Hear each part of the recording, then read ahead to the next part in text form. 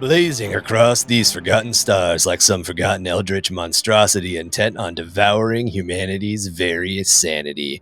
We are the discordant melody of madness 665.66 UHMR Chemrat Radio. Coming to you live tonight from Ricketts Grav Boards. We've got a board for you no matter how many appendages you've lost or gained. Bad credit, no problem. Miss 2 payments on your grav board and you'll simply be fed to the giant frost clams located in the food court. Right next to the Sparrows. Frost clam on a stick. Okay, Stromboli! And a dose of double trouble tonight as acid rain is bathing most of the Underhive all week long, while quarantines have been ordered by the Administratum around Rustfall Delves and Sumpside Slums districts due to new spikes in sludgepox cases. Well, we all know that the spices down at Roxy's can burn away anything, so it's probably time to eat more spicy food. I had my corpse starch burrito tonight. What did you have? I just want to say I spent 6 hours polishing all of the rails around here, and those kids on their grav boards scuffed it up in like 2 minutes. They said someone would be all jacked up on laser wings, blasting around. I'm sick of this. I don't understand their Riz King. Who is this? Is this some crime lord? I don't understand. That skibbity toilet in Ohio. Laser wings coming to Bob's barbecue basement. love that product placement right there.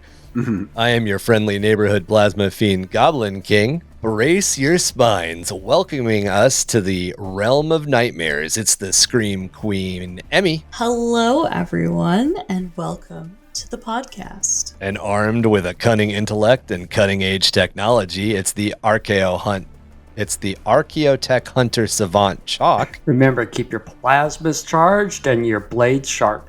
Filled with determination and his trusty tools always at its side, it's Drew, battling the filth of the Underhive and keeping these streets clean and safe. The turbo buffer really puts a shine on those rusty metal floors, and it's something I can be really proud of, I think. Turbo shiner. It makes me think of those like giant cutting saws that end up in zombie films every once in a while. Like but your version is like a floor shiner. Yeah, it's a floor buffer. It's like the Gene Stealer cult that's got they got one of those, right? Like, yeah, it's one of the cultists. Yeah, it's just that, except the saw blade is this way, and it's a buffing wheel.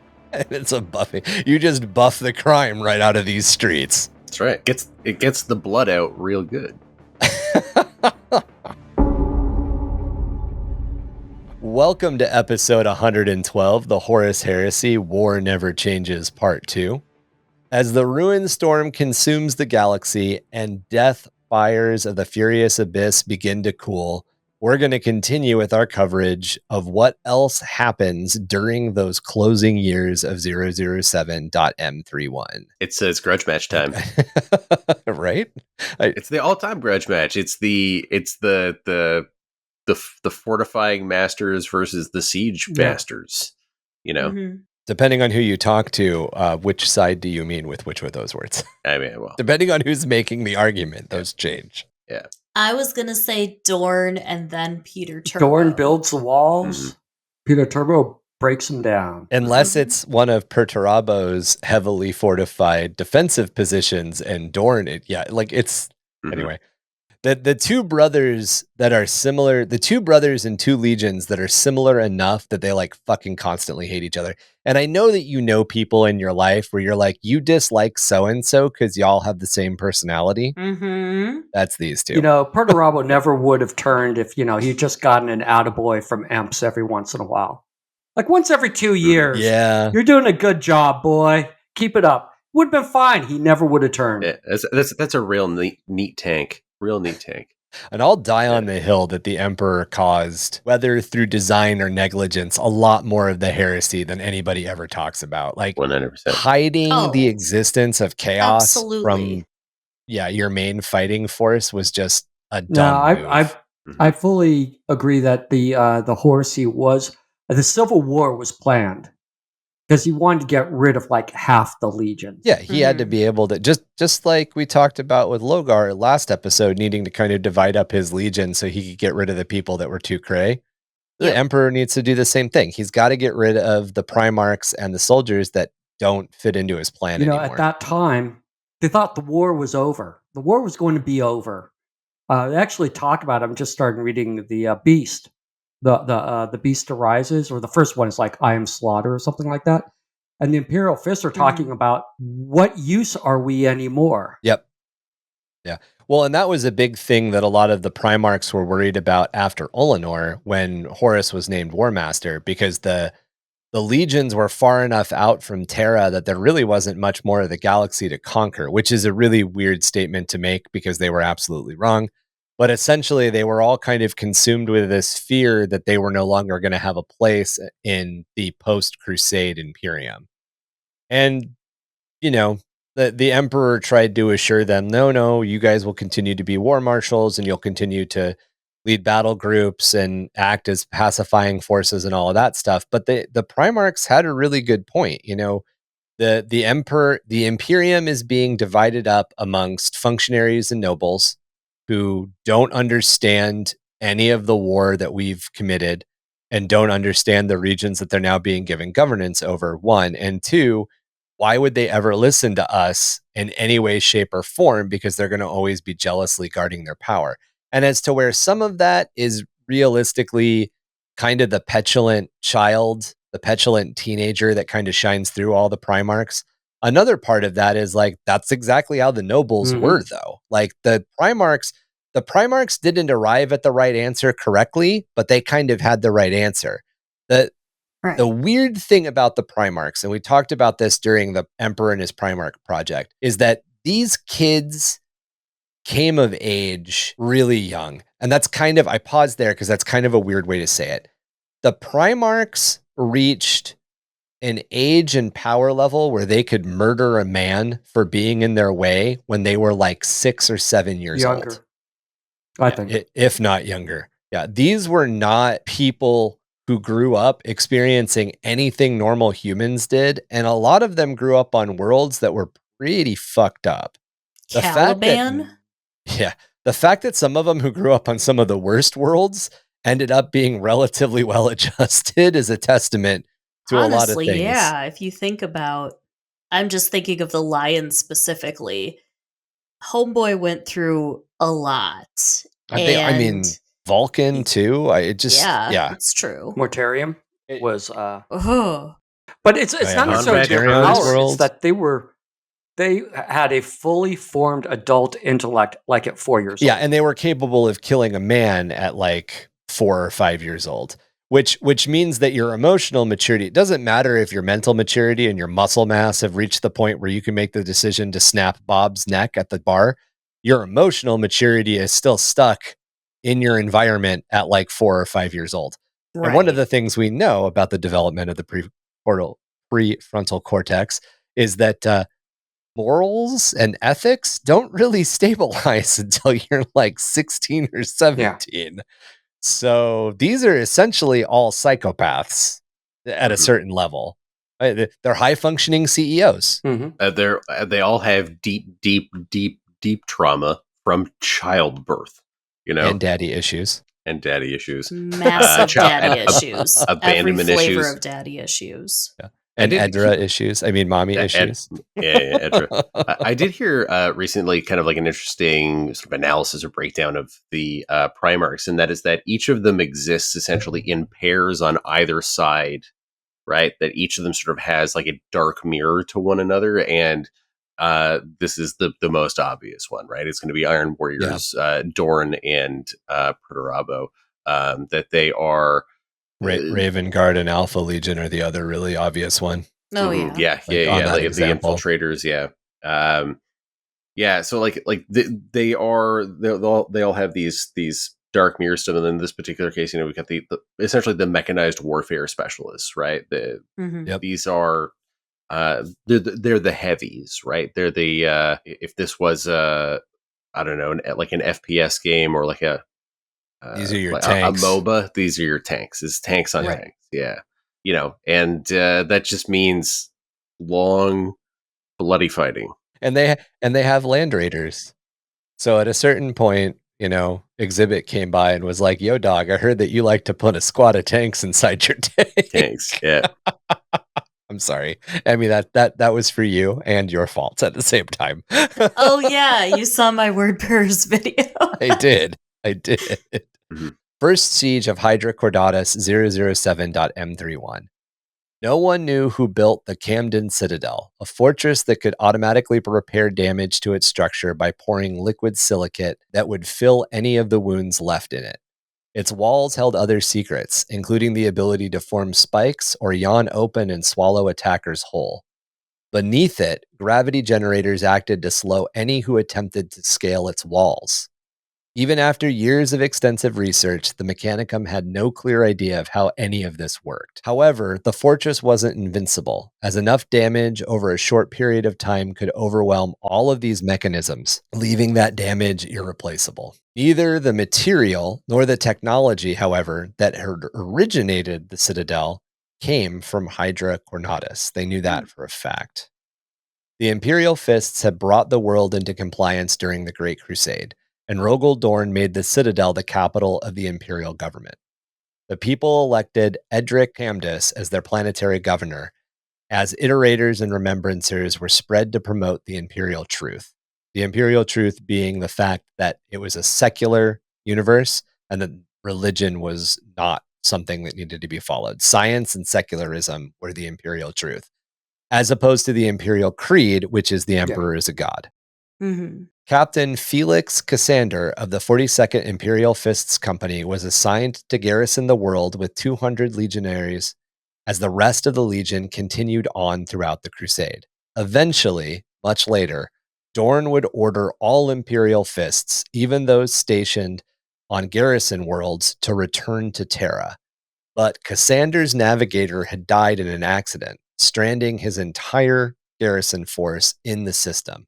Then, before a replacement navigator could be found, he received word that Horus had turned traitor. We need the clip of the little kid being like bum bum bum to play every once in a while. And just what we said, like the only way that they knew that Horus would have turned traitor is if they got the message. Like, so, as we've talked about before, there's a lot of cases where parts, like the entire large sections of legions, just didn't know what was going on and just were carrying on with their business. But obviously not these two goofs. Yeah. Well, and one of the reasons is because Dorn called everybody back to Terra. And Dorn was like, hey, this thing is happening. So remember in previous coverage, the Flight of the Eisenstein leaves Ishtvan 3 and flies back with Nathaniel Garro of the Death Guard to Terra to report to Malkador the Sigillite, to report to the Emperor, but he's stopped by Malkador the Sigillite. He gives the report to Malkador the Sigillite, and in response, the Sigillite locks Nathaniel Garro and all of the other men that were with him, which were mostly Death Guard, but there were survivors from the other legions that were loyalists, not traitors, into the cells on Luna.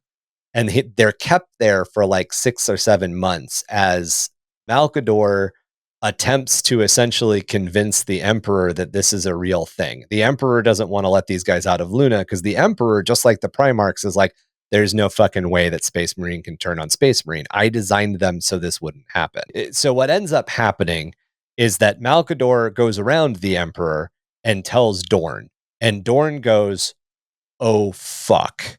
Comes back to Terra and starts the very slow process of essentially fortifying the Sol system. Well, every legion had a reason for being. Yeah. The Space Wolves were there to make an example when example needed to be made. And same with the World Eaters. We were talking about that dark two-sided coin. The Dark Angels were there for when you wanted a problem to go away and nobody to know about it. That's why they had the destroyer squads. They were there to take people off the board. But the Imperial Fists were always the praetors of Terra. Right. Well, they were designed to protect Terra. They were designed to protect territory. They became the praetors of Terra during this time. Like the territory they were supposed to defend became known, essentially.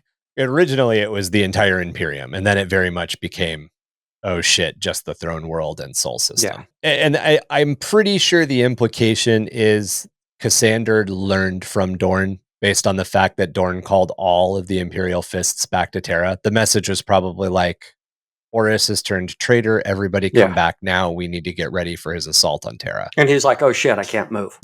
My navigator's dead. Let's just blind jump through the warp. The Bene Gesserit came by and killed... Oh, wait, wrong universe. Sorry. Is where like 70% of it comes from, if we're being honest. Mhm. Yeah, our Warhammer Origins episode all about Dune goes pretty deep into that. Mhm. Let's not relive that one. Vader, Astropath, Yeah. yada yada yada. Mhm. Emperor. Yeah, the Emperor and his golden path and his anyway. And a jihad against and then the space nuns that can kill people by kicking them to death. Oh yeah, Yeah. that's the. I mean, I'm sorry, the Bene Gesserit that come from outside the galaxy. That anyway, Yeah. thanks. The honored matrons, that's what they're called. The not men at arms in the ecclesiarchy. Yeah. Well, I mean, I want. Okay, so last tangent on the Dune subject. I wonder whether or not Rick Priestley and everybody else realized that Frank Herbert had a weird foot fetish and a strange sexual proclivity towards certain types of women when they decided to make the Sisters of Battle, or if they were just like, the Bene Gesserit are kind of cool. Like, I wonder how deep they understood that Frank Herbert was kind of just a weird, horny man. There's way too much like fetishistic imagery in all of the sister stuff, and I think a lot of that came from just like John Blanche. Same blonde bob? Yeah. Like I've always wondered why we don't see it's different the power hairstyles. I get it, but like someone has a type and it's very obvious. They also all have high heels, and they all have early corsets. ones were really better to stand on your chest with. They used to all have whips. And I really want to point out what are the repentia. So whips, bikinis, high heels, and chain swords, because that's the way you want to go into battle. And they actually don't forget wrote blindfolds lore around it to say, oh, there's a reason they don't wear any clothes. I feel like a lot of that lore is newer. Because I do not remember the Repentia lore from like second edition having anything to do with them being like punished. They were just like zealots. I'm going to have to look it up. We've got those.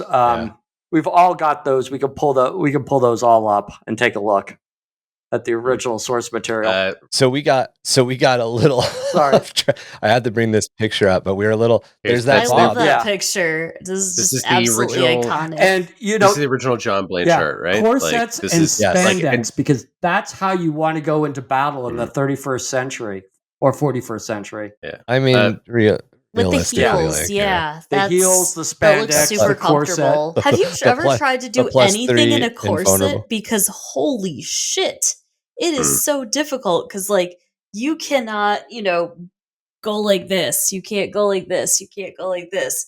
You're just. What does Keira Knightley say in the first? Clearly, the women in Singapore have never worn a corset or whatever she said. Yeah, exactly. Or clearly the women in Singapore have learned how to not breathe. That's what she says. That's what she says. Yeah. But it is not the most fun thing in the entire world to like try to move around in them.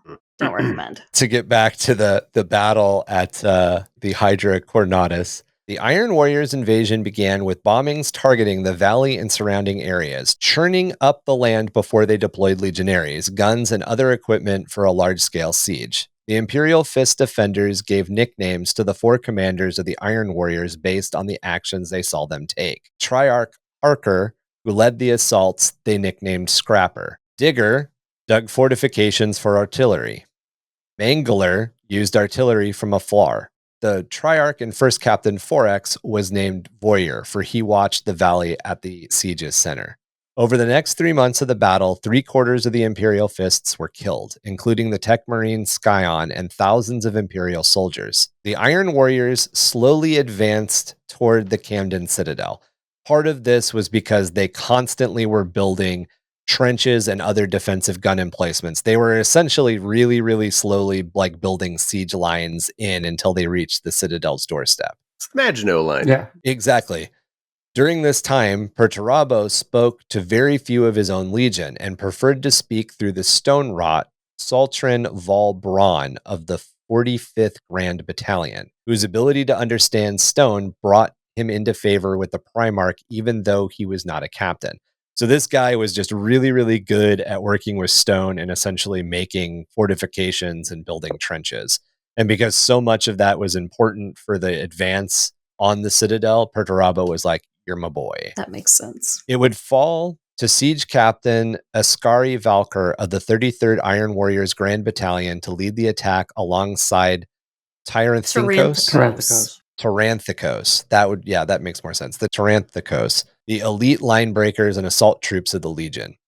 Despite the efforts of the Imperial Fist's 42nd Company, the Mechanicum forces on the planet, and the Chalcadian Grenadiers Solar Auxilia, the Iron Warriors would succeed in breaching the Citadel's outer gates. However, a counterattack of Castellec's robots, led by the Imperial Fist Forge Lord, then raked their withering firepower across the attackers, threatening to halt the Iron Warriors' advance. Then the Tyranthikos charged into the robots, regaining their foothold quickly and dragging the battle into a bloody stalemate. God, I love robots. More robots. I'm so robots. sad. And they were real do you know how- robots back then. They didn't have to have some guy feeding data cards into them. Do you know how robots worked in the old rules? Mm. You literally had to program them out. You had to say like that he's going to make X number of, he's going to move this way, and then at this point the action is going to be, then it's going to shoot. So like regardless of what, like you had to like plan it out in steps before, like several turns in advance. Yeah, And whatever you said they were doing, they did. Like They if had to their do it. target was gone, it didn't matter. or if their target was now a friendly, Yep. they'd still shoot, right? Yeah. So it was like, because basically you point them in a direction, it's like you're going to shoot your firing arc in this way. So there's like on turn 2, they're going to move here, and Whole thing. this is what this Imperial Fist captain is doing. He's got his little sheet out, and he's got a little some graph paper. I played them mostly in Epic, and it was the same sort of thing. You had to. Mhm. They had like 3 options. It wasn't as worked out as that was, but you had to like say we're going to do this, this, or this. Mhm. It's just some of my favorite Forge World models. Are these available now as plastic kits? They're not. I've got a couple of the Forge World ones. I have a couple of the Siege ones. They're gorgeous. They're really the ones awesome with the big looking. like grav Yeah, bombard on the their big- shoulder. Yep, I got a couple of those guys. They're very cool robots. I'm sad. Well, I mean, part of me is sad because they were legends because they're in 30k. You're not supposed to play them in 40k anymore. Actually, they were legends in 9th. Yeah, And they are not in 10th at all. you could play them in Horus Because you're- Heresy. But I bought a couple of them for my Rat Mechanicus army build. Mhm. My Skaven mech. They are like I don't know.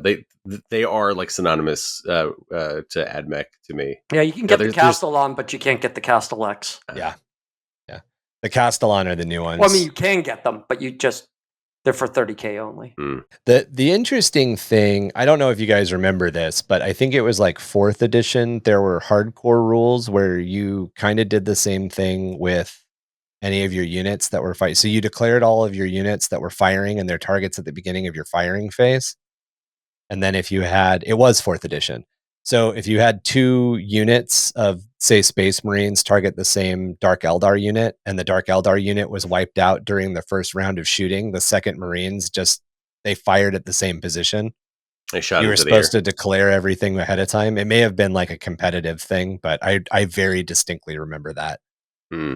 I remember being very angry that I had like over targeted things. Yeah, Well, it's- they did things like, as we're going off on another tangent, Epic was famous for, and I don't remember if this was the same in 40k, but you had to declare all your targets without measuring.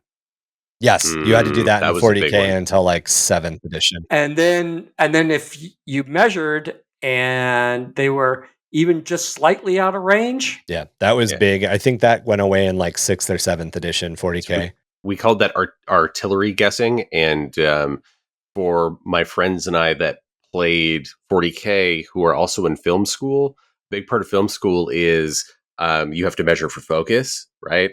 And so being able to eyeball measurements, like close, like inch measurements, was something that we all got really good at. So we were very scary with our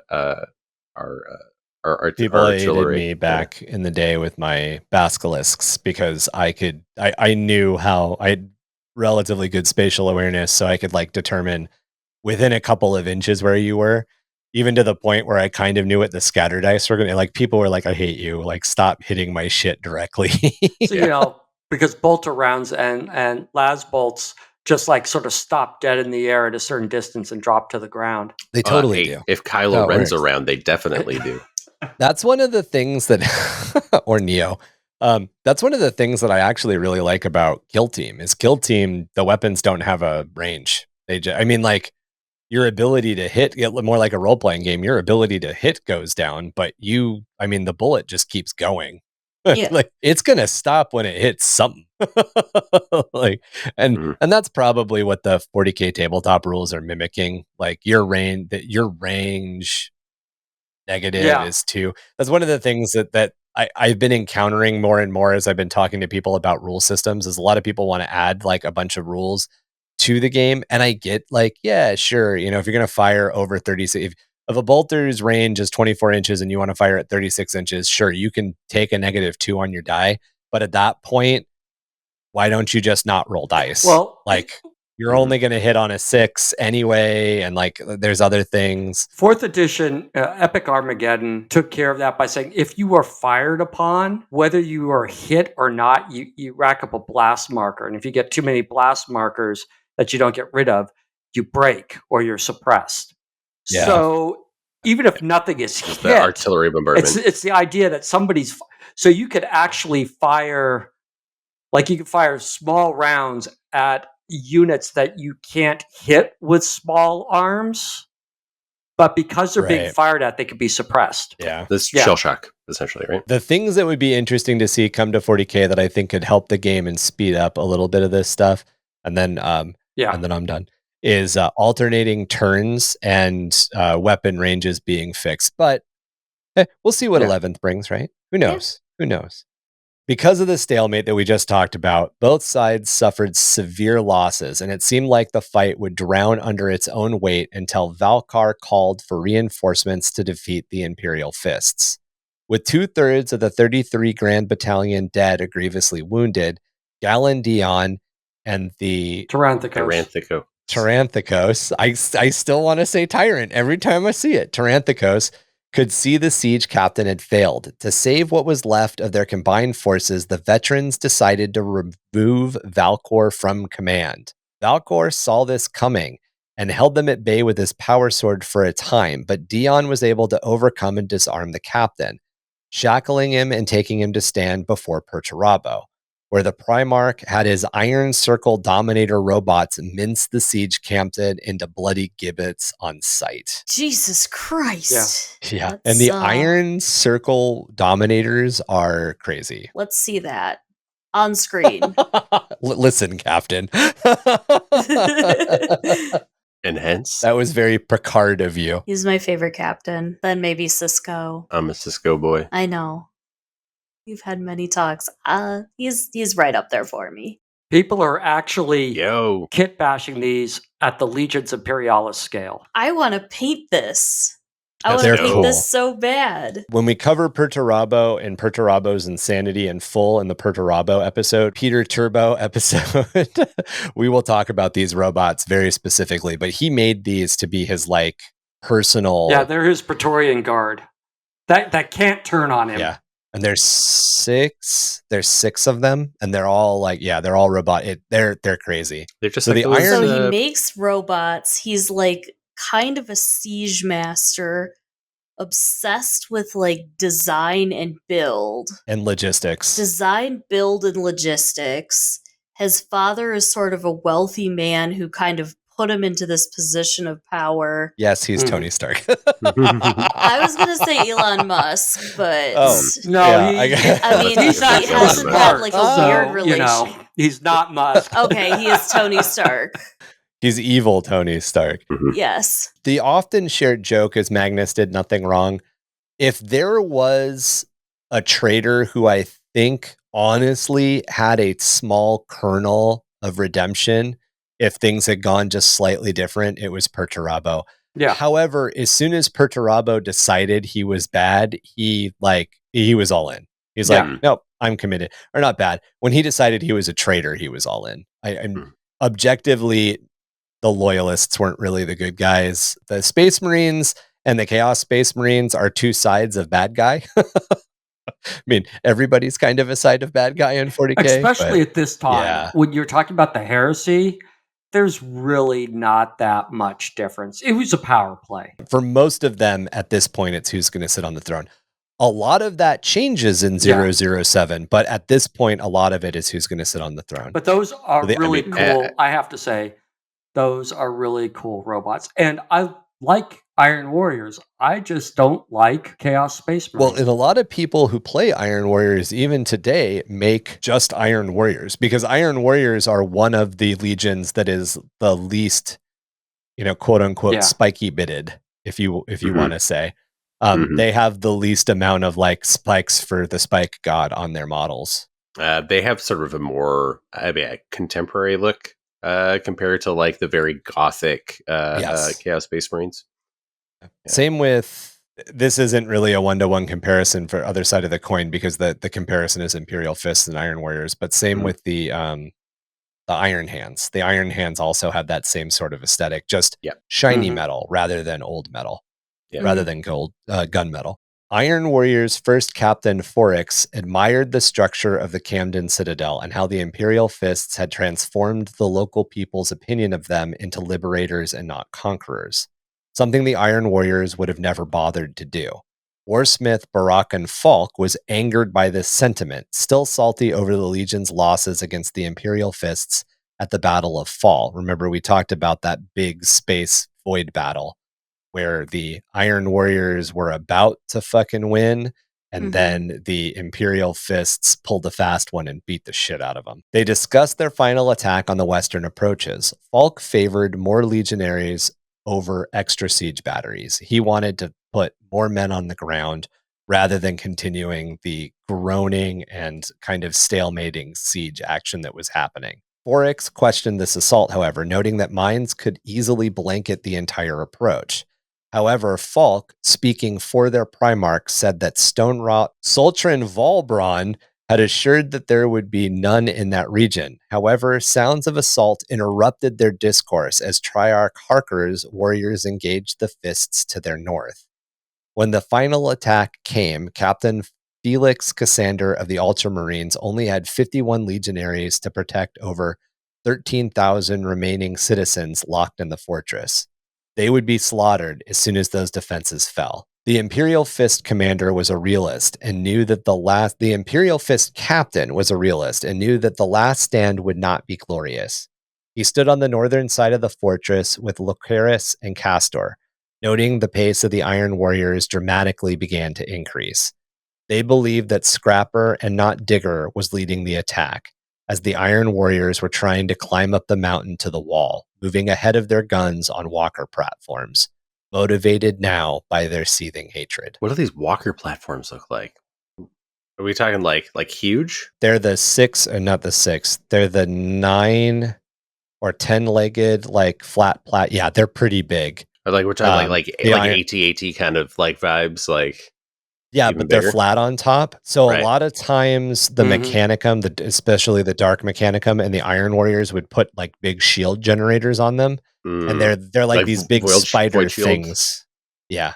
They're like the drift, the onagers, but just with like another set of legs and bigger. Yeah, I don't think there's actually like artwork of them, but from descriptions, they sound like big, like spider leg walking platforms. That's dope. Yeah. Yeah. Dark Mechanicum and the Iron Warriors spat out some pretty crazy shit during the heresy.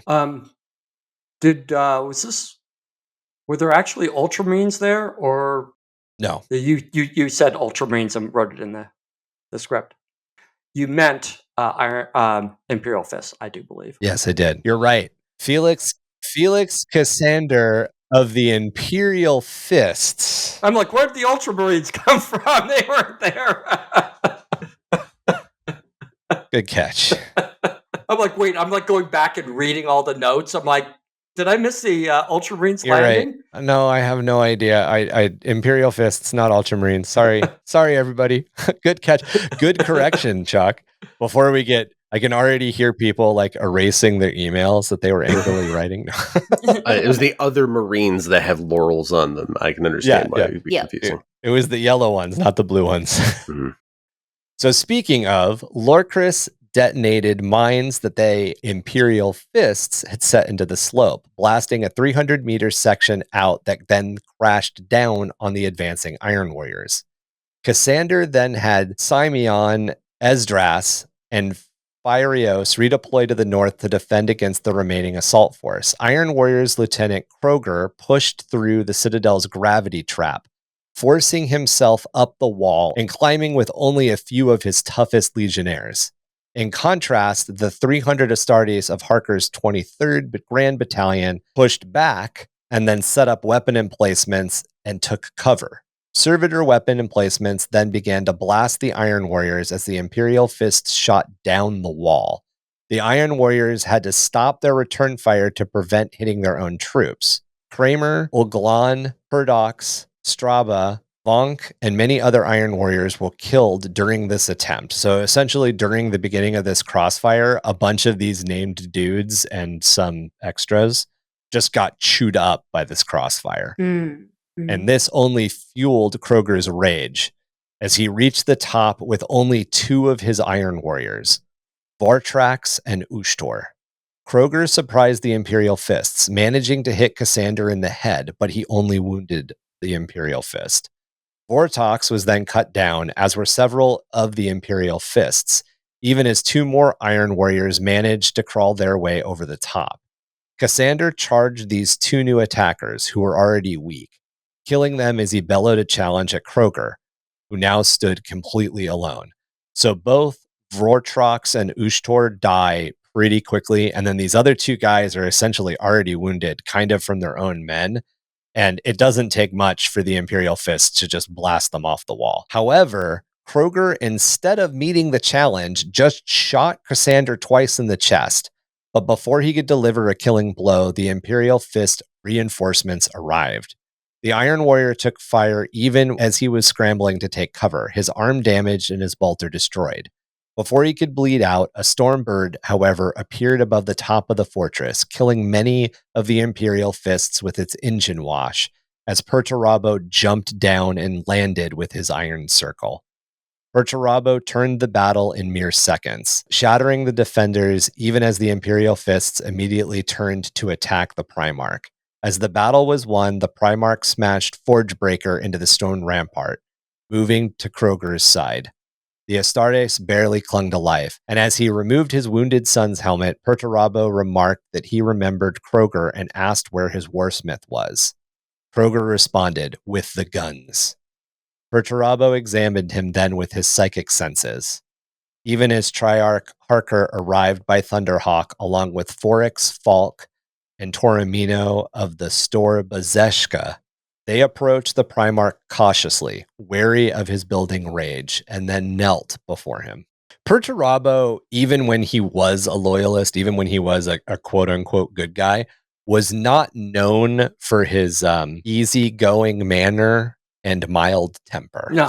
Both of them are like cold and calculating, right? Like that's and that's what the sort of like the key sort of takeaway from this, and so the fun part of the storytelling is it's all about like it's very much like the World War II diaries, like, you know, then they did this clever thing, and then they did this clever thing, and then, you know, it's interesting, and that this is like it reads like a History Channel like special about like I don't know, the Battle of Iwo Jima or something like that, right? Like the in a lot of that, you're right, because like Dorn is painted as this very like stoic and analytical figure who like burns with like a desire and passion for his men, and Perturabo is painted as this kind of cold and calculating analytical machine who has no time for weakness.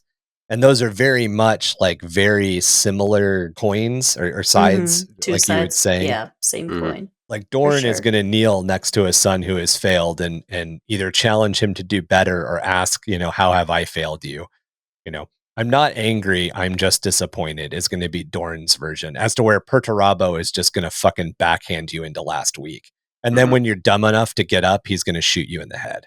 Yeah, he will It's a very different way of dealing with disappointment, but it's probably just as devastating. I know my boss might kill me, and is just as devastating as I don't want to disappoint my dad, I guess, like in some weird way.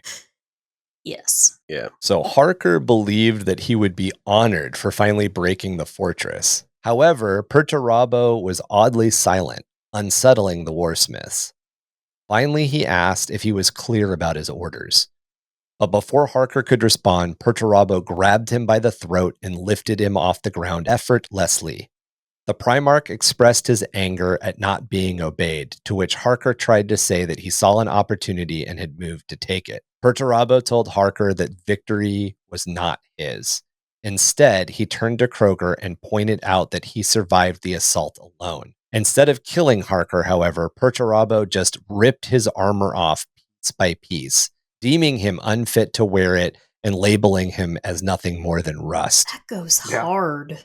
Right? The level of irony here, the metaphors. Yeah. That's nuts, guys. So Foryx had never supported the other Triarch, and he was glad to see Harker demeaned and busted down to that of a normal legionnaire of the 23rd Grand Battalion. Perturabo then stated that he would need to find 2 replacements, as Ezermus Glog had died at Fall. So the reason that they're called Triarchs is there's always 3 of them, by the way. So this one guy dies at Fall. Foryx and Harker are the 2 that are left alive in here. So at this mention, both Falk and Taramino stand and say that they're ready to serve in this capacity. The Primarch then asked Foryx for his recommendation, and the Triarch's mind went to suitable candidates, but those suitable candidates were no longer with them. Dragagorn died at Fall, and Varric had been sent away to some unknown location for some unknown mission. So he agreed that Falk and Taramino would meet the Legion's current needs. However, Perturabo said that he might typically agree, but today was different. So he chose Falk and Kroger instead. Kroger, who was also elevated to commander of the 23rd Grand Battalion. So Kroger at this point, by the way, up until this moment, is a sergeant. He is not, and there is no difference between enlisted and like between non-commissioned officers and officers in the Space Marines. They're not organized the way that most modern militaries are. It's a meritocracy. So you can start off as a corporal and become a captain by deeds. However, jumping from sergeant to captain is still quite a big jump. It's several ranks. Mm-hmm. A sergeant commands like 10 dudes. A captain of a grand battalion commands 1,000 dudes, and he just made Triarch too, so he makes captain and Triarch in the same day, and just because he was like, I'm fucking done with this and I'm charging on foot, essentially. This is not what you would call a smart decision. Homeboy's going for an EGOT. The last thing that Perturabo wanted was this combat to drag out, and it had already dragged out for 3 months, because there's all this other shit that's going on. There's all these other things that they need to do, and there's only 200 Imperial Fists. Well, 201, because Cassander is technically Cassander in his force of 200, so 201, right?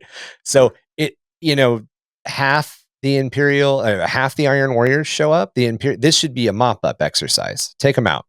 Just get rid of them as fast as possible. Perturabo knows as well as anyone else this, that the longer Dorn stays in a place, the more they dig in, the harder they are to get out, right? Exactly. And this is sort of like a little bit of a retelling of the story of the Zealots, right? Like this impossible to siege like fortress that like they can stay there for a long time, and the longer they stay there, the worse it's going to get. Like it's like, in order for them to be successful, to do what they need to do, part of the stratagem is to break a fortress is to do it fast. You hit them when they don't expect it. You disrupt their supply lines. Like you are a force of chaos, right? So that they will pull themselves apart. But once they get dug in and they have those those logistics lines, and they have the communications there, and everybody has their sort of workflow worked out, that's a problem, right? That then you get into these 3-month long sieges. Yeah.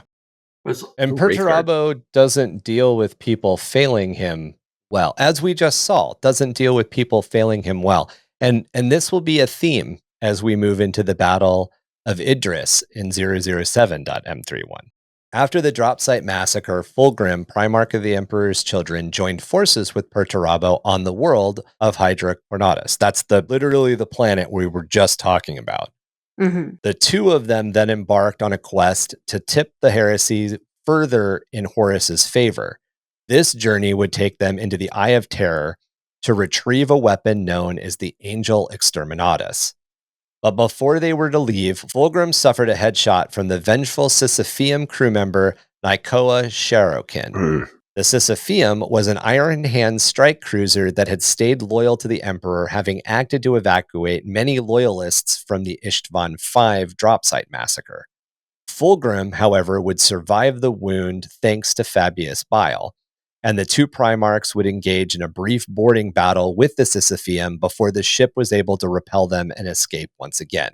The Sisypheum, as its name might suggest, becomes a little bit of a constant thorn in the traitors' side, and it is a loyalist ship of the Iron Warriors. There you go. I'm giving you more and more to play with your loyalist Iron Warriors, Chac. I know. Come on. So, are you saying that the Sisypheum might go back to Sisyphus? It might keep rolling the strike cruiser up on the traitors and pecking their liver out and then running away. I just have to say, Fulgrim is just too pretty to die. Yeah, he's a very pretty man. I like that Fulgrim is Perturabo's little twink boyfriend. So they're roommates. Femboy or twink? I don't know. Both. Both. Clearly. Like the outfit, Fulgrim had the drip. He needs cat ears. Perturabo has the absence of drip. Like, Perturabo has almost no style. This man. Yeah, right. We talked about this at one point as to who is prettier, Sanguinius or Fulgrim. And I honestly believe that Sanguinius was probably the more beautiful of the two, because it is spoken of as having like legendary beauty. Yeah, but he has wings. I think Fulgrim was like the... Do you think he's dark Sanguinius? He's the... Yes, yeah, he is. 100%. No, he is. The blood angels... human experiments, blood angel... Yeah, they're the blood Simic angels guild and the of Emperor's children are definitely... Yeah. But I think Fulgrim is like the really pretty bad Asian guy that was really prevalent in like the mid 2000s, like romantic comedies through like action movies. Remember how there was always a like just ridiculously attractive Asian villain who was always behind stuff? That's Fulgrim. I mean, think of it this way. Fulgrim is the dangerous pretty guy. So, the blood angels are the vampires, right? But look at that picture. Who's the vampire? He gives off the classic pretty boy vampire vibes. For those of you listening, we have a Patreon, and if you join our Patreon for $3, $6, or $9, you can see the images that we bring up on screen, as well as seeing our beautiful faces, and you get all of the times that I stumble over saying normal words like is and the. However, that's value. The picture that we are currently looking at, if you guys would like to paint a mental picture, think of Alucard from Castlevania Symphony of the Night. I know it's a really weird name, but it's just Dracula backwards. That's how deep it goes. This particular fan art piece was done by a guy that does, or a Korean artist, I believe. Yeah. Who does a bunch of it. He's a Korean style artist. I don't know if he's Korean. It's just he does the Korean animation stuff. Just like this is very much Japanese like Korean anime. Yes. It reminds me of a very like romanceable NPC in a JRPG. Yes, this is very much the Alucard version of Fulgrim. There are definitely other artwork versions of Fulgrim, but I usually like when people do him a little bit more like Alucard, because that's kind of the image I always got in my mind. Castlevania being one of my favorite video game series, like I always picture Fulgrim as Alucard for whatever reason. Hey, what is a man? My God, what was the priest's name? Shaft. Shaft, the evil dark priest, Shaft. the dark priest Shaft. My God. Now have at you. Man, I'm gonna go play it. They redid the voice work for the guy who plays Richter in those scenes because the line reads were so bad. So like if you have the original PlayStation or Saturn versions, the Saturn version has more content. I know way too much about Symphony of the Night. I've played through it many, many times. That should be a side quest. We've talked about doing side quests into like lore that is not specific in the 40k universe. And Ravnica is up there, Rifts is up there, Shadowrun is up there. Apparently, Castlevania Symphony of the Night specifically is now on there. I can go deep way into like all the Castlevanias, but Symphony of the Night specifically, yeah. Do you ever want a very detailed breakdown on the 5th into the 6th age of lore in RuneScape? Or apparently the first Guild Wars. We get lore kernels from you for the first Guild Wars all the time. And the expansions for Guild Wars 1. Guild Wars 2, after the expansion where you have to hang glide through the jungle and do jumping puzzles to literally like navigate through the map, I was like, I am out. This is a level that was your line. And also like, I mean, the combat was like too much. The navigation was too much. The ridiculous amount of side quests and little puzzles. And the economy is just all off. The whole thing. Just throw it away.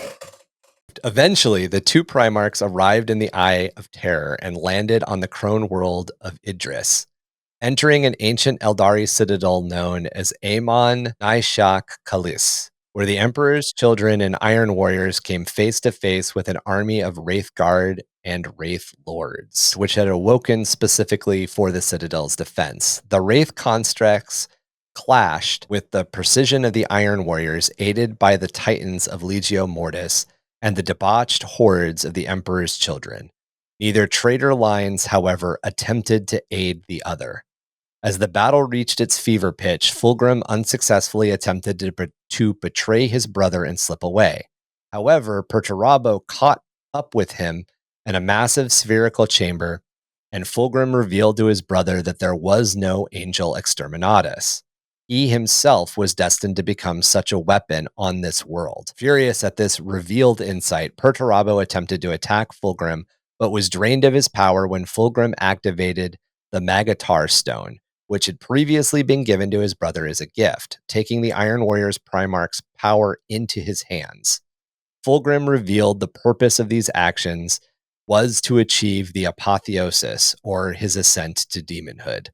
This is another indication that Perturabo was not necessarily fully on board with the heresy train. As soon as he found out what Fulgrim was trying to do, he tried to kill Fulgrim. He was like, absolutely not. Fuck you. But at this point, Fulgrim got that snake in him, you know? In more ways than one. Yeah. At this point, 10,000 years later, Perturabo is one of the demon princes of chaos, and he's an undivided one. But during the heresy, Perturabo was massively disgusted with all of the demonic shit. That ain't right. As Fulgrim was about to complete the ritual, Perturabo had gathered enough of his remaining strength to charge at his brother.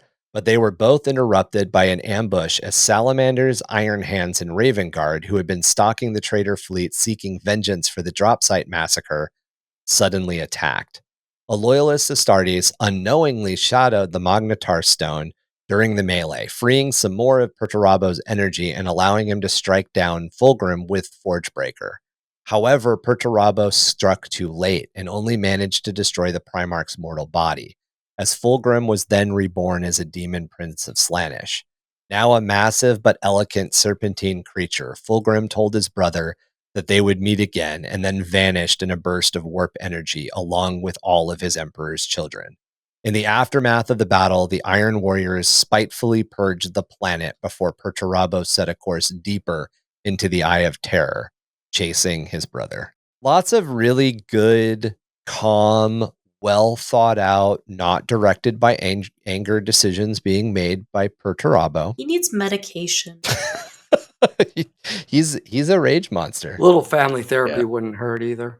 I mean, at this point, like, the cat's already out of the bag, man. Like, you joined the forces of chaos. What did you think was going to happen? Some people are going to turn into demons. Like, you just accept it, You know, if you know? Well, at this point, sorry, Chuck, but at this point, Abaddon and Perturabo are both pretty disgusted with all the demon shit. And Abaddon stays that way, technically, until modern lore. Abaddon's a very interesting character, but Abaddon hates the Emperor a little bit more than he hates demons. That's what I'm saying. That's it. That's my entire argument. Sorry, Chuck. Go ahead. Yeah. No, I was just thinking if I had been writing this lore, I would have kept Perturabo and the Iron Hands. I would not have had them turn into Chaos Knights. I would have had them stay Renegade. I would love to have been more like a three-way split between the legions, not Loyalists and Chaos, but have like Perturabo's like, I did not realize what I was stepping into. This isn't right, but I can't go back to the Empire. And maybe have some other legions that are more in that thing, sort of follow him that way. I've never really been on board with not having. I don't like just the black and white. The Chaos and Loyalists is what the majority of 40k is. I'd love it to have there been a more of a renegade. They're not Imperial, but they're not Chaos. I think this is a really good roundtable discussion because we keep coming to it. So maybe we should do, coming up here soon, a Horus Heresy specific roundtable, because there's definitely, I think, a lot. I know I agree with you, but I think there's a lot of nuance that's missing, and I think there are opportunities to reintroduce that nuance, and there might even be opportunities to continue to reintroduce that nuance. But I think we should. I think this bears. This is another episode. I feel. Yeah, no, you're good. Now I really want to talk about it, but we have to keep on track. So the Shadow Crusade starts at the Battle of Artramon. Armatura. Wow. No, Artramon, guys. There's totally all of those extra letters I introduced into that word. The Shadow Crusade starts at the Battle of Armatura in 007.M31. Even as the bulk of the Word Bearers attacked the Ultramarines at Calth, Lorgar started his Shadow Crusade against the 500 worlds of Ultramar. He led about a quarter of the Word Bearers and a large force of World Eaters under their Primarch Angron, and their first target was the fortress world of Artramar. Armatura. Where the fuck am I getting Artramar? Oh, Ultramar. Got it. There you go. This heavily defended planet served the Ultramarines as an armory and shipyard, as well as a recruitment and training center for the Legion. The Word Bearers and World Eaters fleet tore into the Armatura system and engaged the defense forces that were in place in the Void. While their armada was sizable, including 2 Gloriana-class battleships and several dozen escorts, it would have been a short, one-sided battle had Lorgar not played his full hand. It was at this moment that the Blessed Lady, you pronounce it so beautifully, Emmy. Trisagion. That the Blessed Lady and the Trisagion, the 2 other Abyss-class battleships we talked about with the Furious Abyss last episode, dropped out of the warp inside close engagement range, and their guns smashed apart the orbital defenses, withering the defenders' edge and allowing the initial Traitor fleet to get close enough to launch their drop pod attack. The Traitors' strategy was brutally simple, leaning on the direct assault style of the World Eaters, a direct assault on where the Loyalists' main forces mustered at the planet's capital.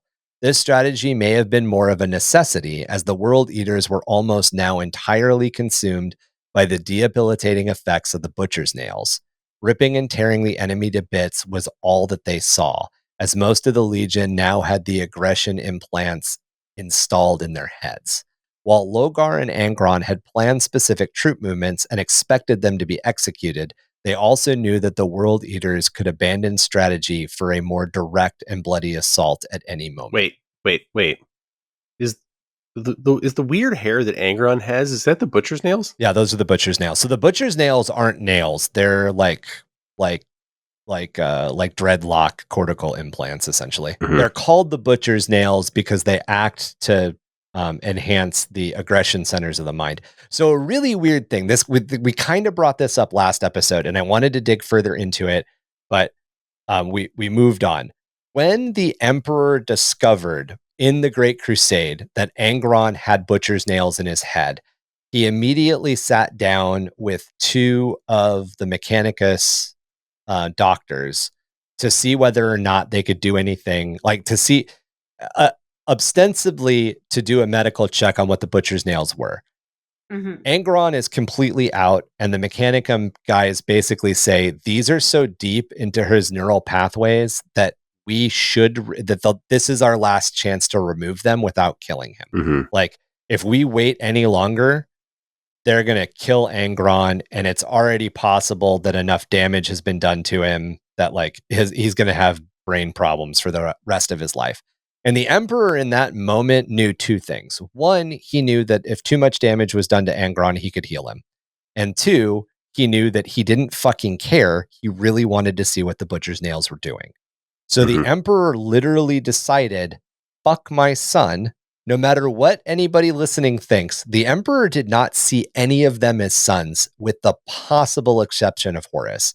He saw them as a means to an end and as tools. Yeah. He forsake Angron and his entire legion to suffering under the butcher's nails, knowing exactly what would happen. And the of course, rest of the World Eater lore is so sad too. The way that they like carved their own braids out and were like, "Dad, do you love me now?" Yeah. Yeah. they willingly took the butcher's nails because he had them. And the butcher's nails, I said, the longer the butcher's nails are in your cranium. So the butcher's nails were developed, really short, quick, too long, didn't read.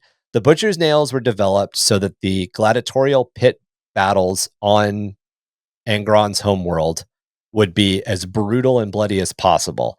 But they were also developed by slavers who didn't really expect or give a shit if their gladiators survived more than like a season or two. These space marines who are getting the butcher's nails don't die that easy, one, and two, live incredibly long lives. So the older these guys get, the harder and harder and harder it is to not just see red, because what the butcher's nails do is they put you into a state of constant, unending pain unless Mhm. you're spilling blood. Jesus Yeah. Christ. Yeah. Someone needs therapy. The World Eaters are probably the one Chaos Legion, the one Traitor Legion that was directly made, and the Emperor had Yeah. a chance to stop And it and didn't take They it. had no choice. Mhm. They could not have turned to chaos by the time that this came around. They were too far gone. Yeah, it was their only option. They had to constantly continue to fight a war, and it had to be a war where they butchered everything. Or just think about having the worst migraine you've ever had in your entire life, plus probably like body aches and cramp, because it's in your cortical complex. So every nervous system reaction you can have, cramps, Yeah. migraines, muscle ache, Unceasing pain. all happening at once. And the only way to make it stop is to fucking kill something. Like- Upset stomach, diarrhea, Dogs and cats living together. mass Mass hysteria. hysteria. You may experience some side effects. With the butcher's nails Yes. infomercial. The World Eaters dropped directly into the Amaturin Academy Guard, hitting their defenses, strong points, barracks, and training grounds. The defending soldiers were young and earmarked for recruitment into the Ultramarines. So we're talking about 9 to 15-year-old kids. The only real danger was concentrated fire or the individual Ultramarine legionaries who acted as platoon leaders for the Academy Guard. As Angron's sons broke the Academy Guard position, many World Eaters, including Khorn, surrendered to the butcher's nails and pursued them recklessly. Command and control completely broke down. as even the officers became lost in battle frenzy. And then the dust and smoke of their reckless slaughter began to hang in the air above the battle, further dispersing and screwing up all communication. The supporting word-bearer forces chose to avoid getting lost in this mob, and instead began to take their time cleansing and taking out stragglers, or using the wounded of the World Eaters that they moved through for their various dark rituals, because they're word bearers. Can you so say they're Jedi Temple and the younglings? I was gonna say, yeah, like Anakin said to Angron, "Hey, I killed all the younglings," and Angron was like, bear. "Hold my beer." And Hold my Angron beer. punched him in the face and continued fighting whoever he was fighting. That would be the crossover. The crossover would be pre-Vader Anakin and Angron hanging out together. Mm. The dust and confusion, however, acted to aid the Ultramarines' defensive response as they demolished specific buildings, creating choke points and kill zones, even as some of the debris that they made simply crushed the attacking Legion under their collapse. The World Eaters' advance was now funneled into specific positions around the city, and finally with this, they began to regain some of their cohesion. These junctions quickly, however, became killing fields for the Ultramarines to slaughter their attackers, and traitor casualties began to climb. Angron, now also lost to the nails, dropped off the command grid completely, and Karn, only having recently regained some control over his own berserk rage, then attempted to coordinate an advance with the word bearers and the Legio Audax forces before leading his men in after their missing Primarch. Angron essentially charges into one of these junction points, and Karn has that like record scratch moment where he's like, I bet you wonder how I got here. And then he takes a couple of minutes to essentially catch us up on Butcher's Nails, and then he's like, come on, men, we have to save our Primarch because he's doing cray-cray again. Yep, that's me. He's covered Freeze in frame. blood, looks Yeah. up, freeze frame. I bet you wonder how I got here. And then we get like a fun montage of him screaming with nails in his head, murdering people. I like to think that the montage goes all the way back to like Karn in high school somehow. And it's like it's to Salisbury Hill. It's Karn in Riverdale somehow. Yeah, It's just like Hill. going, who the fuck are these people? Or why am I here? Yeah. Angron had vanished at one of the prepared Ultramarine killing grounds named Volca Junction when a building had exploded right next to him, burying him under tons of rubble. Badly wounded and lost in a mental fugue, Angron was in trouble. However, both Lorgar, overseeing the Void battle in orbit, and the World Eater's own librarian were able to locate his mind psychically. Long scorned and effectively abandoned, even before the Council of Nicaea, the World Eater's librarians were very small in number, but still skilled, and they were able to hone in on Angron's fractured psyche. Angron's fractured psyche and inherent resistance to psychic communication meant that all of his remaining librarians had to link their minds, forming a powerful Gestalt consciousness to break through and reach him. But this sparked the weakened Primarch back into vitality, and then they directed him in which direction Can to you dig. imagine World Eater librarians? No, because there's not that many. Yeah, I know. There's really not that many. And most of them don't have Butcher's Nails. Yeah, like because they can't. Part of the percentage that don't have them. Yeah. That's positive. Yeah, they were nice guys. Really, they were nice. Sure, they Sure, exploited people. yeah. You know, I mean, my buddy next, my brother Legionnaire next to you isn't covered in enough blood. I'm gonna blow your head up. But yeah, they were nice. Also, what's with the makeup? You know, with Angron, is this just like a fun blood. thing that he does with some like lipstick? No, that's like blood. Okay, that he does in a perfect little It's triangle. artistic blood. No, that's a Okay. tattoo. Yeah. That's a Oh, it's a tattoo tattoo. from him. Yeah. Okay. But yeah, the like stuff around is the stuff that's normally depicted leaking out of his eyes and like the redness of his mouth is blood. Who gave him the tattoo? It was something that he received when he was still a pit fighter. Okay. He actually went to a convention and they were doing some Flash, and I said it was something he got when he worked a bunch of overtime in the pit, had some extra money, burned a hole in his pocket. He figured, why not? You know? So Okay, so this isn't like a self-inflicted tattoo. This isn't a Gara situation. No. So That'd be Angron dope. was owned by. So Angron is essentially like Maximus from Gladiator.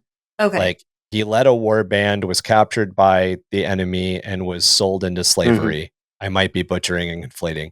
But essentially, Angron grew up a slave fighting in the pits. And then he And- led a slave revolt, and the Big E didn't. That's who he's Yeah. Spartacus. Angron is Spartacus, not Maximus from Gladiator. Angron is Spartacus. Sorry. Yeah, he's the well-written film. Yeah, and then the Emperor came and took him away and didn't take his buddies with him.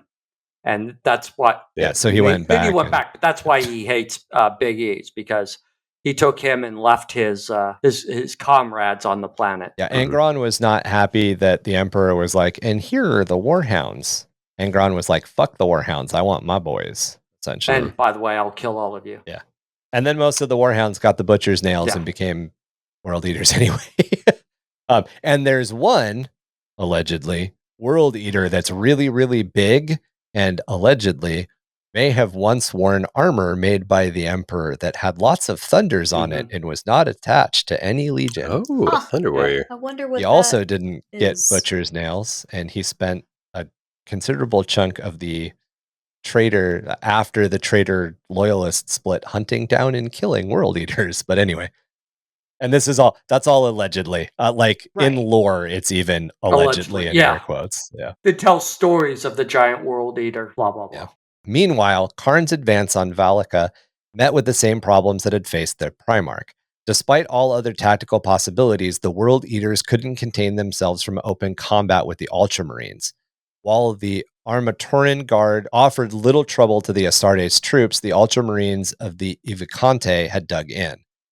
Their grit and resources providing them with plenty of opportunities to ambush and booby-trap their advancing traitor forces, which was causing severe difficulties.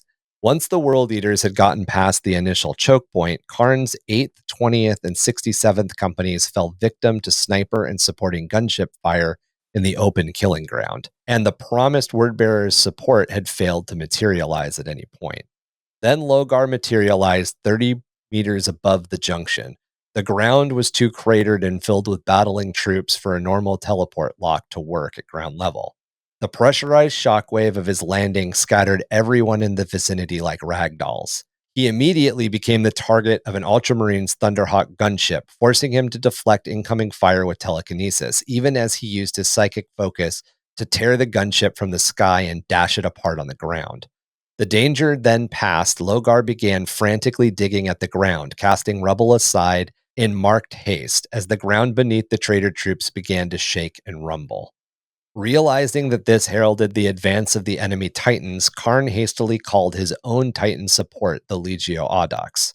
However, the Ultramarine allied Titans of Legio Lysanda arrived first, and so emboldened, the Evocante defenders counter-assaulted the World Eaters, almost overwhelming them. Those foolish enough to attack Lorgar were instantly torn inside out by telekinetic forces. Even as a Lysandan Warhound Titan targeted its weapons on the Primarch of the Wordbearers, a piece of rubble as large as a Rhino APC telekinetically tore through its cockpit. But the World Eaters were being massacred, their infantry and light tanks unable to stand up against the Titans and the Evocante armored support. Sensing the coming rout, the Ultramarines quickly scrambled troops and gunships from other combat areas into the Valaka Junction. With still no sign or signal from the promised Wordbearer's support, Karn broadcasted a wide channel that the Wordbearer's Primarch was now with them and in danger. And finally, a response came from Trollgal of the Wordbearer's 7th chapter, as he ordered reinforcements to the World Eater's location immediately. I love how fucking Lorgar just throws, like, not paying attention. He's doing something else. Throws a fucking rock through a Warhound's head. He's like, fuck you. I'm busy. I don't have time. I think that's pretty amazing. Lorgar just like, there's a Titan, just blow its head up. Yeah, but fuck you, Titan. This is how powerful a psyker he is. He just fully, scanners it into oblivion. And that's one of the things that we talked about last episode too, when we talked a little bit about Lorgar. Lorgar was not a martial person. However, He was incredibly powerful psychically, and he was an incredibly He intelligent was a guy. schemer. Like, He was. yeah. He is. What's his name? The Sigilites alter ego. Malgador? Yeah, he's the balance to Malkador. Yeah. He's the Mhm. opposite side of the coin to Malkador. Yeah. He really fulfills the exact same purpose as Malkador does with the Emperor. Yeah, there really isn't a loyalist legion that fills the lore, the not the lore, the position of the word bearers. They really don't have a counter. They're really kind of their own thing. They're almost like the anti-Imperium. Yes. Like the anti-Council of Terra, essentially. Wait for it. I'm going to blow your mind. Yep. You ready? Oh. Who are the two Primarchs who really like books? Magnus Mhm. and Lorgar. Mm. And they're both on the same side. No. Other book. Codex Astartes. Oh, reboot. Oh, shit. Oh. Okay, I really like that. I never thought it. You're right. But You're again, right. reboot would be kind of the Council of Terra. Like, Yeah. But yeah, I like, okay. And Okay. here we are. Here they are fucking smashing into each other. Like I love it. who bears the words for the Empire, right? It's Yeah. Reboot. It's Reboot. reboot. Yeah. I like it.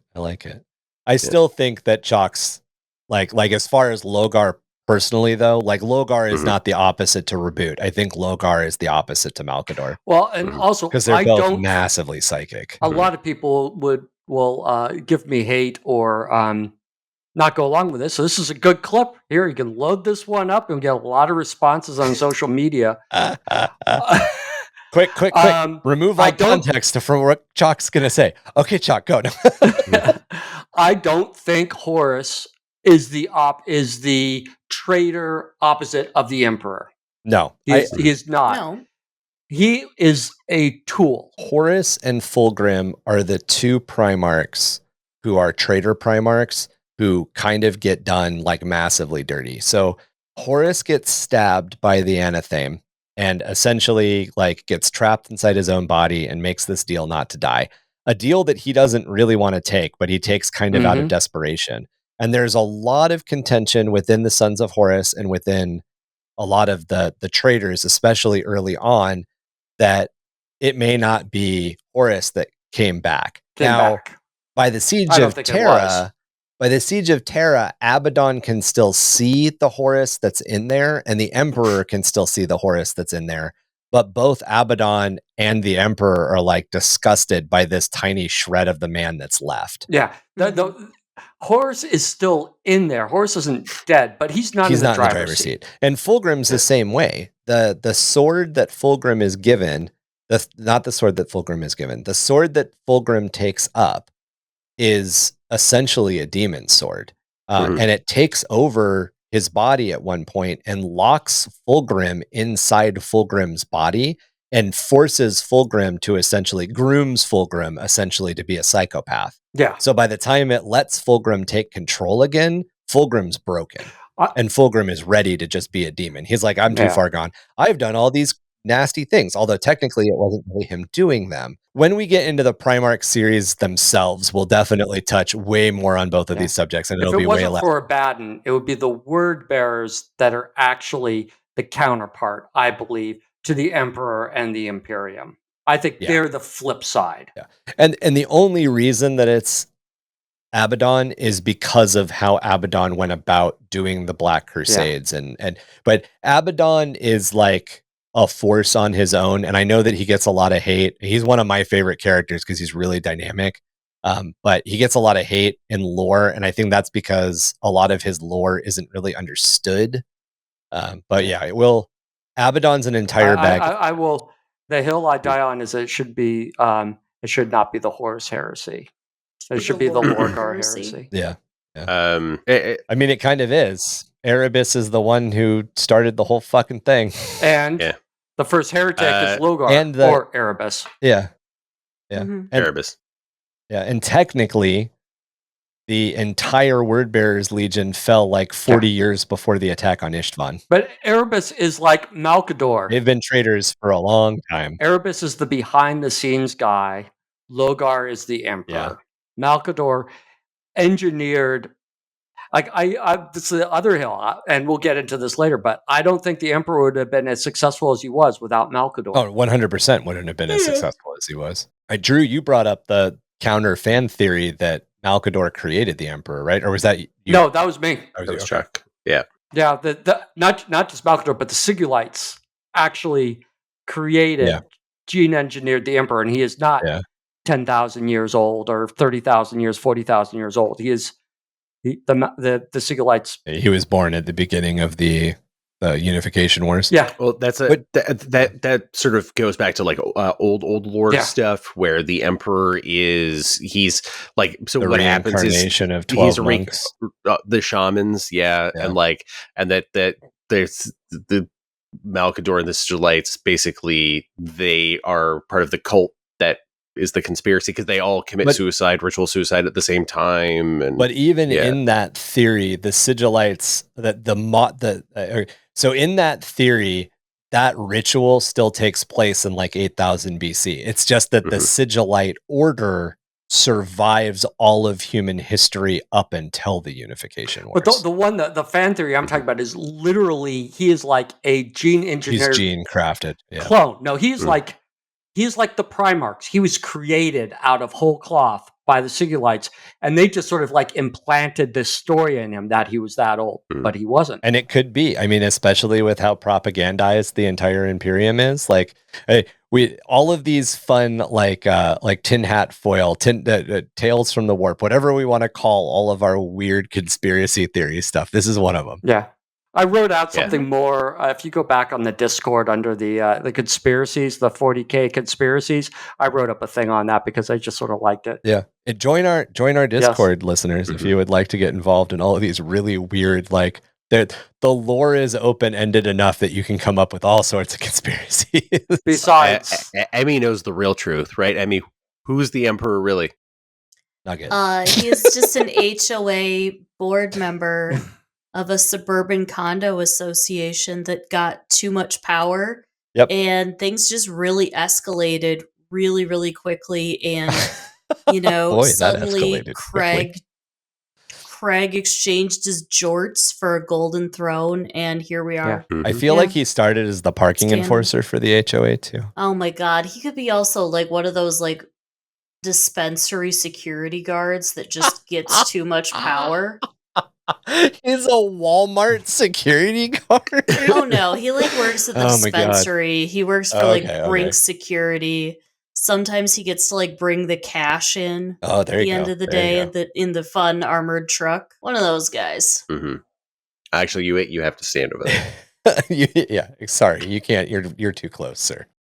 Exploiting the Eva Conti counterattack, a second Lysanda Warhound, the Ordinator, approached the great crater Lorgar was excavating and opened fire upon him with both of its plasma blast guns.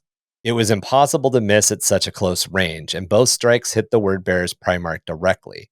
The first he largely blocked with a telekinetic shield, resulting in only a slight heat damage to his armor.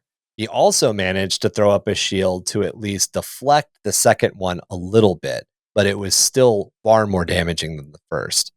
Not even Lorgar's power could resist so much firepower under such a short amount of time, and the strike, which would vaporize lesser men, charred and burnt the Primarch's entire body. His armor plates fell from him, ruined, as he fell to his knees, his head bowed.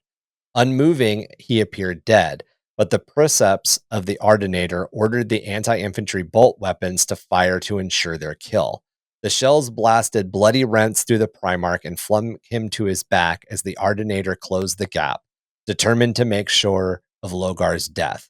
It raised one foot over his body in order to crush him, but that foot would never descend. For Angron had finally clawed his way to the surface, and he saw the Titan's limb coming down to crush his brother, and he raised his own foot against it. The strength of the Emperor's gene-forged Titan met that of Mars's mechanical power, and it held. Urging Lorgar, who barely clung to life, to crawl clear, Angron committed all of his might to holding back the Titan's foot. Relief came as the dark sister to the Ordinator, the traitor Titan Sargala, the Ebon Queen of Legio Audax, arrived to assist the Primarchs. Its commander, Precipes Venric Solentine, had been informed by Fleet Captain Latara Saren of the situation on the ground. She had marked the Ardinator as Soliston's highest priority, and the Titan came in behind the Lysanda engine, firing her Ursa claws straight and true. These giant magnetic harpoons speared the back and cockpit of the Ardinator, slaying her crew instantly before the trader's engines wound back its chains and pulled the Ardinator off the Primarchs. The Warhound's failure and death re-emboldened the World Eaters, who surged back into the demoralized Vacante, even as the Word-Bearers' reinforcements finally arrived, aircraft aiding the traitors' ground forces as the junction was finally secured. Even still, casualties had been high. Hundreds of World Eaters had been killed and both Primarchs wounded, with Lorgar near to death. As the Word-Bearer's Primarch was pulled from the field, Angron looked for his weapons, as his axes had been lost under the tons of rubble. Khorn, however, while temporarily resting his men, organizing resupply and apothecary actions, had managed to find one of the Primarch's weapons, Gorechild. Calling upon a mechanic and adept, he ordered it removed for repairs.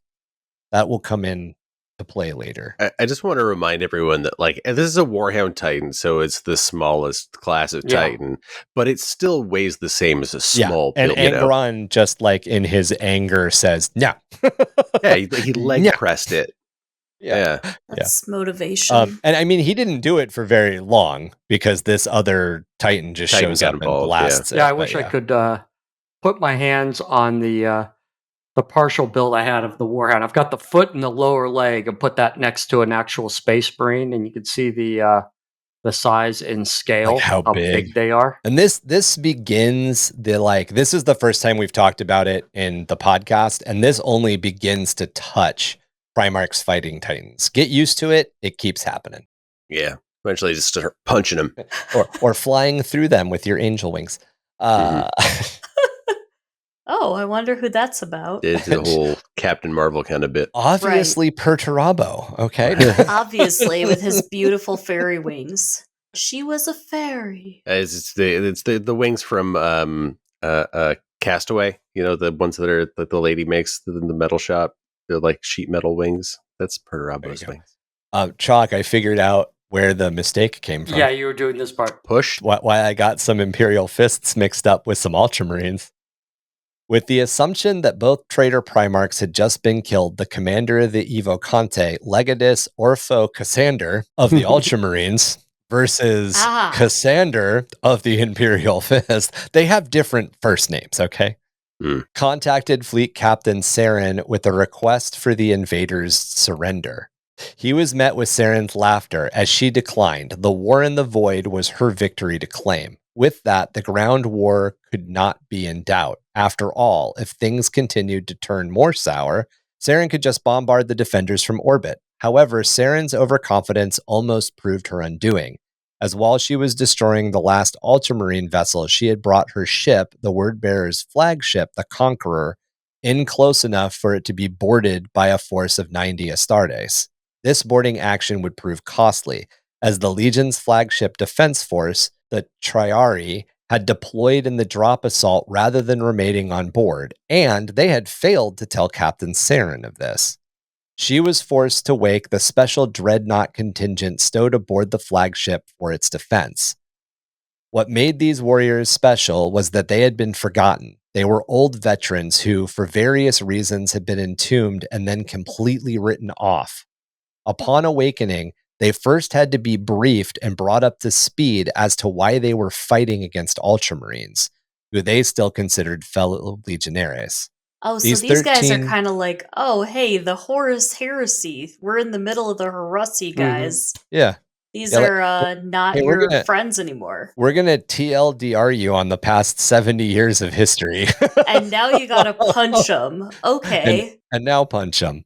These 13 dreadnoughts, under the command of the once Legion Master Lork, successfully defended the Conqueror, but not without cost, as by the action's end, only 3 of them, including Lork, had survived. Meanwhile, on the ground, the revitalized Word Eaters once again crashed into an ambush point and suffered heavy losses. Although now the Ultramarines would not be falling back any further. With their gunship shot down and the word bearers being effectively removed by the near fall of their Primarch, Khorn realized that his force was being baited into running across another deadly killing ground, this time covered by enemy vindicators and an impeccable ultramarine shield wall. His orders were to hold and not engage heedlessly. However, even as his warriors fought it, Khorn could not hold himself against bloodlust, and as one, the World Eaters again charged. Saren is the favorite female captain, by the way, of most 40k people in general, but definitely word bearers. Isn't she attached to her ship now? Doesn't she like have a demon ship, and that she's like, yes, she's like now at the end, but she's the one that gets either Angron's bloody hand. No, somebody's hand is bloodily imprinted on her admiral's uniform, and she's the only human on the Conqueror that can tell Angron to settle the fuck down and get the fuck off her bridge. But yeah, she's merged with the Conqueror by the end of everything somehow. Or she's a ghost or something. She's like a force ghost or something. I really should know more about her. Force ghost? Not a force ghost, a warp ghost, a warp echo. I just mean wrong universe. Yeah, and by the way, do not Google Saren Rule 34. Of course. This is why we can't have nice things. Is that like my Trajan and Sonic fanfic where Trajan gets Sonic pregnant with the... Anyway. Yeah. Like Trajan the Infinite gets Sonic pregnant? No, Trajan, the Custodes. Oh, yes. Yeah, that's my number one. Come on, man, my fanfic. Anyway. Okay, give me the screen. Give you the screen? Do I really want to? I can't wait. Oh god, are we doing Mpreg Warhammer fan art? Is Only that if what Batman we're and looking Shrek up? are involved. So Saren is now. But if you look, there are ones.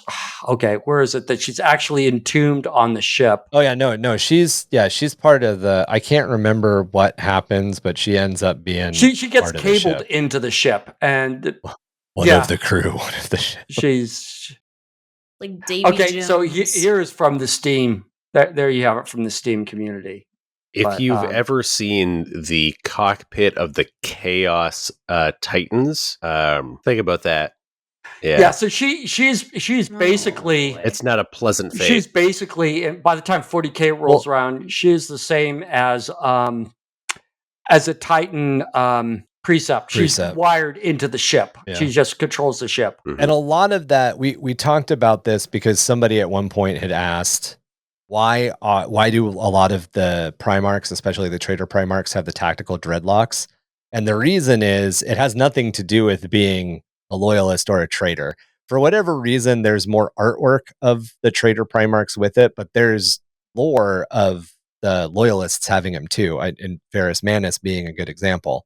But a lot of that is because they're getting direct neural feeds of tactical data, essentially like surpassing all of their forward consciousness right into It's the same thing with the Princeps. The Princeps are wired in. It increases their ability, Except for Rabute, he got his because he went to the beach in the Bahamas, and there was this girl doing it on the beach. And it was like, it didn't seem like very much. And his girlfriend at the time said he'd look really good with him. So he got. So he had. I think he's got just command studs, doesn't he? The Ultramarines are really big on command studs. Yeah. They love putting stuff in their face.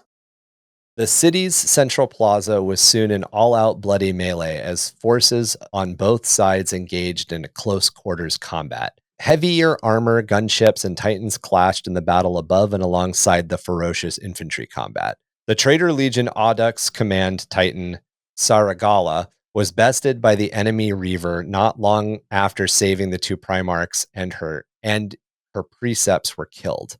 The surviving crew crawled from the wreckage, only to be confronted by a combat squad of Ultramarines, but before the Evocante could open fire, a dark shape dropped into their midst. Commander Argol Tall of the Wordbearers.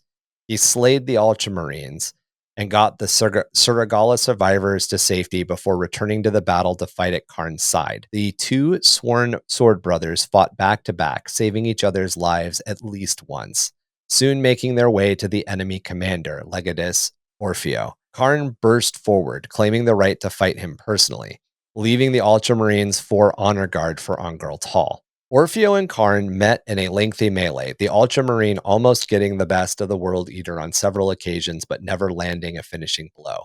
Eventually, both combatants broke apart for a moment of respite, and it was then that the relative stillness of the battlefield struck them both.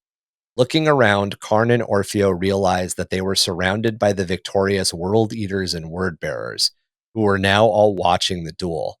With respect, Karn pointed out the obvious to Orfeo. The battle was over. The Ultramarines remained defiant, replying that he would therefore accept Karn's immediate surrender. This strange shared levelty passed quickly amongst all who surrounded the proud Ultramarine, who then took up his guard position once again. However, before Karn could move to re-engage in the duel, another form stepped forward.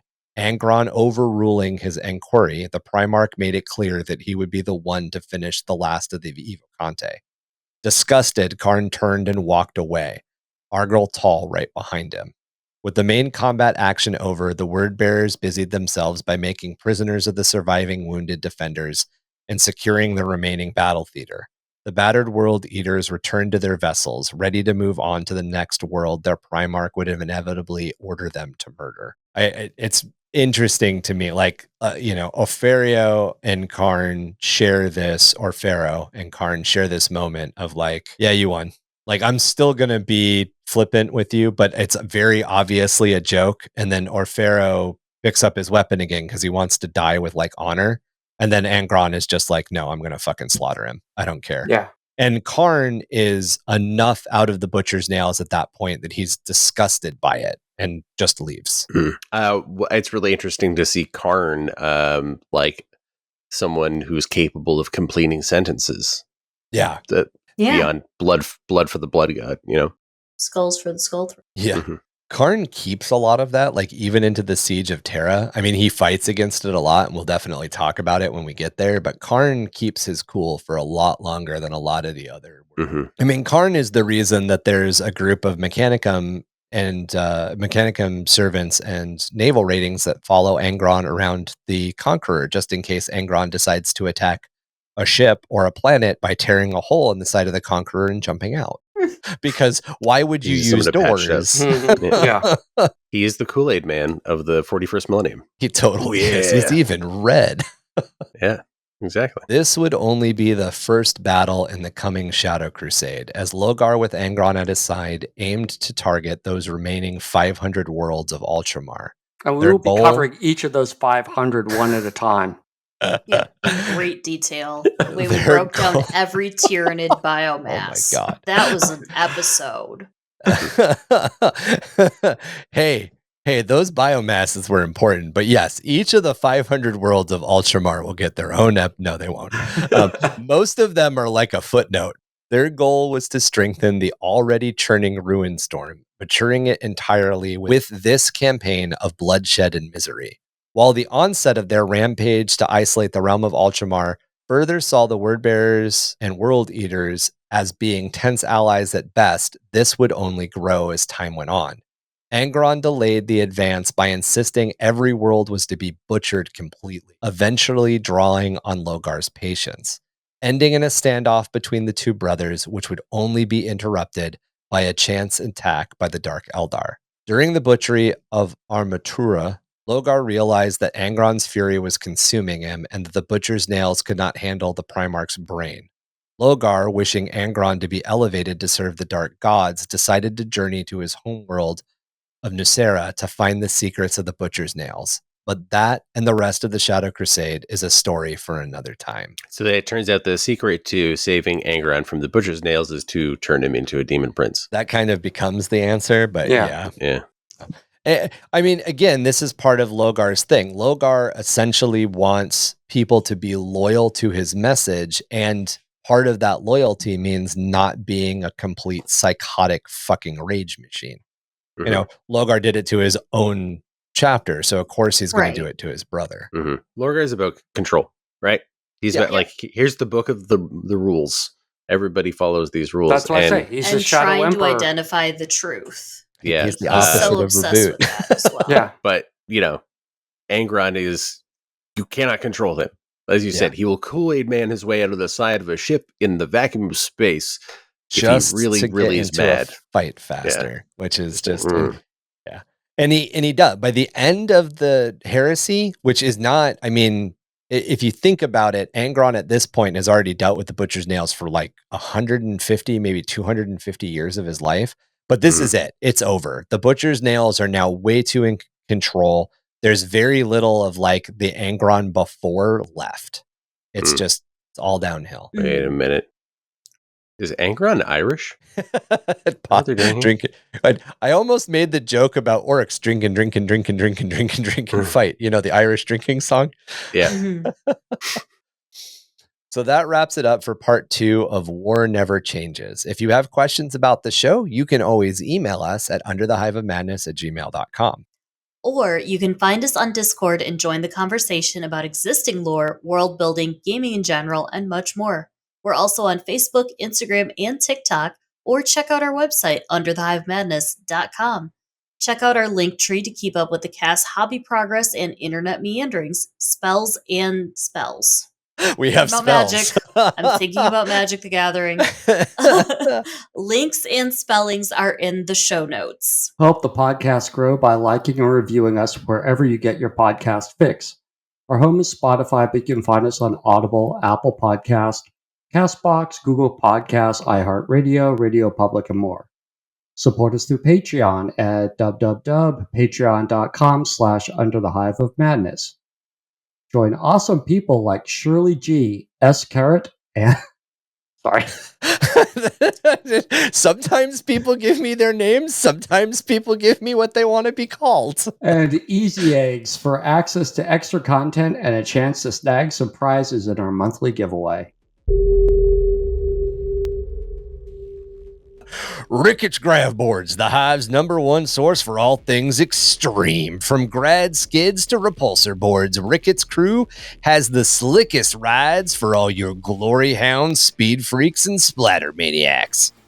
Ricketts Grav Boards, proud sponsor of Innsmouth's Grav Board Death Race.